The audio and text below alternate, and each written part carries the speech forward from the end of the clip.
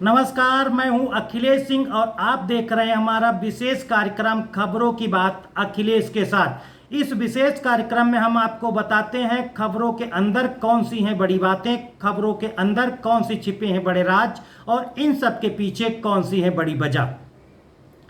इस वक्त देश में भले ही कोई बड़ा चुनाव ना चल रहा हो, लेकिन देश के अंदर चुनावी सरगर्मी तेजी के साथ जारी है। चाहे भारतीय जनता पार्टी हो या फिर कांग्रेस, 2024 के आगामी चुनाव के लिए लगातार मंथन चल रहा है और बैठकों का दौर भी जारी है। लेकिन जो सबसे ज्यादा इसमें चर्चा में बना हुआ है वो है कांग्रेस का चुनावी मंथन। कांग्रेस 2024 चुनाव को जीतने और कांग्रेस की नैया को पार लगाने और मोदी के चुनावी जीत के रथ को रोकने के लिए लगातार कई दिनों से बैठक कर रही है। यह बैठक सोनिया गांधी के आवास में हो रही है और इस बैठक की अध्यक्षता सोनिया गांधी ही कर रही हैं। इस बैठक के अंदर चुनावी रणनीतिकार पीके यानी प्रशांत किशोर शामिल हो रहे हैं। इसके अलावा कांग्रेस के बड़े नेता और कांग्रेस के बड़े पदाधिकारी भी इस बैठक का हिस्सा बन रहे हैं। राहुल गांधी और प्रियंका गांधी समेत और भी कई रणनीतिकार भी इस बैठक में शामिल हो रहे हैं, जिस बैठक की अध्यक्षता सोनिया गांधी कर रही हैं।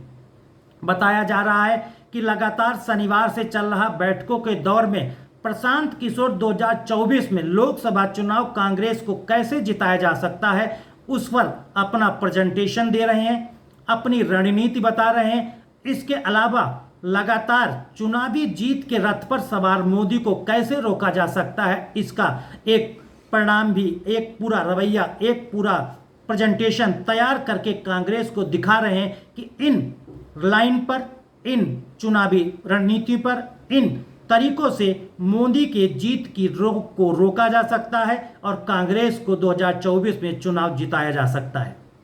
बताया जा रहा है कि प्रशांत किशोर ने बैठक में कांग्रेस को बताया कि कांग्रेस को पूरे देश की लोकसभा सीटों में से केवल 370 पर ही चुनाव लड़ना चाहिए, बाकी सीटें दूसरे क्षेत्रीय दलों के लिए छोड़ देना चाहिए या बाकी जो जिनके साथ गठबंधन होता है उनके लिए सीटें छोड़ देना चाहिए। प्रशांत किशोर ने कहा कि कांग्रेस को देश के सभी राज्यों में और सभी सीटों पर चुनाव बिल्कुल नहीं लड़ना चाहिए। उनको उन्हीं राज्यों में चुनाव लड़ना चाहिए जहां पर कांग्रेस जीत सकती है और जीतने की उम्मीद रखती है।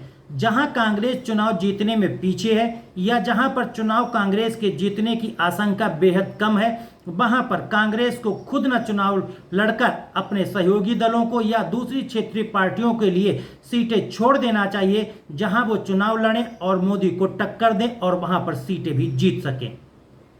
प्रशांत किशोर ने यह भी कहा कि यह कोई जरूरी नहीं कि लोकसभा चुनाव 2024 से पहले कई पार्टियों के साथ गठबंधन हो जाए या फिर कई पार्टियों के साथ गठबंधन ना हो।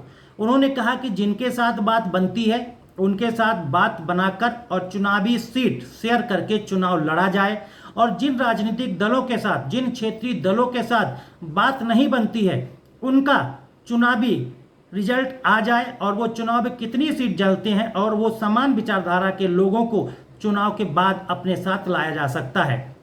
उन्होंने कहा कि जैसे दिल्ली है, राजस्थान है, छत्तीसगढ़ है, मध्य प्रदेश है, हरियाणा है, हिमाचल है, जैसे तमाम राज्य उन्होंने बताए, करीब 8 राज्यों में कांग्रेस को अपने दम पर अकेले चुनाव लड़ना चाहिए। इसके अलावा कई ऐसे राज्य हैं जहां पश्चिम बंगाल में कांग्रेस कमजोर है, वहां पर ममता बनर्जी के लिए छोड़ देना चाहिए। कहीं पर साउथ में है जो जहां पर तमिलनाडु है, केरल है, आंध्र प्रदेश है, तेलंगाना है। इसके अलावा बहुत राज्य हैं जहां पर उनको अपने सहयोगी दलों के साथ चुनाव लड़ना चाहिए। उत्तर प्रदेश है, बिहार है, झारखंड है, यहाँ पर भी तालमेल बनाना चाहिए। अगर तालमेल नहीं बनता है तो कुछ क्षेत्रीय दलों को छोड़कर अपनी सीटों पर लड़ना चाहिए, बाकी सभी सीटों पर लड़कर बीजेपी को फायदा नहीं पहुंचाना चाहिए। फिलहाल अब यह सवाल उठता है कि ये सारा चुनाव का जो कार्यक्रम होगा, जो चुनावी नैया होगी, उसको पार लगाने के लिए कांग्रेस की कमान किसके हाथ में होगी, कांग्रेस का पूरा हाथ किसके हाथ में होगा, कांग्रेस के जो फैसले होंगे उसके लिए कौन पूरी तरह से सर्वे सर्वा होगा। इसके अलावा कांग्रेस के चुनावी प्रचार को लेकर कांग्रेस के चुनावी रणनीति को लेकर, चुनावी फैसलों को लेकर कांग्रेस का बॉस कौन होगा। गांधी परिवार आगे आकर 2024 के चुनाव में कांग्रेस को आगे ले जाएगी या फिर कांग्रेस पीछे बैठकर किसी दूसरे के हाथों में कमान सौंपकर और 2024 का चुनाव लड़ाएगी। फिलहाल ये सब चीज़ें तो अभी देखने वाली बात होंगी, लेकिन कांग्रेस के अंदर जल्द से जल्द कुछ ऐसा फैसला जरूर होगा जहां शनिवार से लगातार सोनिया गांधी की अध्यक्षता में बैठकें चल रही हैं। प्रशांत किशोर समेत कांग्रेस के बड़े नेता उसमें शामिल हो रहे हैं और कांग्रेस को जिताने के लिए प्रशांत किशोर यानी पीके लगातार अपना प्रेजेंटेशन दे रहे हैं और कहा जा रहा है कि 3 दौर की बैठकें हो चुकी हैं, 2-2, 3-3, 4-4 घंटे की बैठकें हो रही हैं। इसमें प्रशांत किशोर जीतने का अपना रणनीति कांग्रेस को बता रहे हैं कि कैसे कांग्रेस को जिताया जा सकता है, कैसे मोदी के चुनावी जीत के रथ को रोका जा सकता है, कैसे क्षेत्रीय दलों को आगे बढ़ाकर केंद्र में सरकार बनाई जा सकती है और किस तरह से कितनी सीटों पर चुनाव लड़के कांग्रेस को आगे ले जाया जा सकता है। जिस तरह से कांग्रेस पिछड़ सक रही है उसको आगे ले जाने में काम किया जा सके।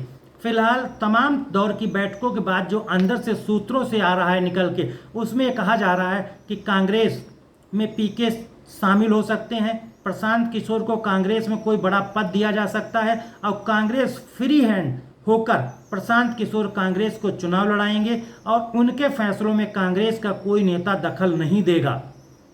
जो भी कांग्रेस में फैसले करने होंगे वो प्रशांत किशोर करेंगे। जिन नेताओं को उनके पदों से हटाना है, उनके जगह पर किन नेताओं को पदों पर लाना है, इसके अलावा यूथ को बढ़ावा देना है, महिलाओं को बढ़ावा देना है, जो ज़्यादा उम्र के नेता हो चुके हैं, जो पदों पर कब्जा हैं, उनकी कांग्रेस से छुट्टी करनी होगी, उनको साइड में रखकर चुनाव लड़ना होगा। कई राज्यों के जो मुख्यमंत्री हैं उन पर बदलने पर भी कांग्रेस को उन्होंने अपनी राय दी है, लेकिन ये सब संभव होगा या नहीं होगा, कैसे होगा या फिर नहीं होगा, ये तो खैर आने वाला वक्त बताएगा। लेकिन सबसे बड़ा सवाल ये उठता है कि रणनीतिकार चुनावी प्रशांत किशोर को हाथों में कांग्रेस की कमान आएगी, वो कांग्रेस के बॉस होंगे या नहीं होंगे, या फिर गांधी परिवार ही कांग्रेस का बॉस रहेगा। और इस चुनाव में यानी 2024 में कांग्रेस को कैसे और किस प्रकार प्रशांत किशोर उसकी नैया को पार लगाएंगे, ये तो खैर देखने वाला वक्त होगा और आने वाला वक्त ही बताएगा कि 2024 में कांग्रेस क्या गुल खिलाती है। तब तक आप देखते रहिए हमारा विशेष कार्यक्रम खबरों की बात अखिलेश के साथ। इसमें हम आपको बताते हैं खबरों के अंदर कौन सी हैं बड़ी बातें, खबरों के अंदर कौन से छिपे हैं बड़े राज और इन सब के पीछे कौन सी है बड़ी वजह। धन्यवाद।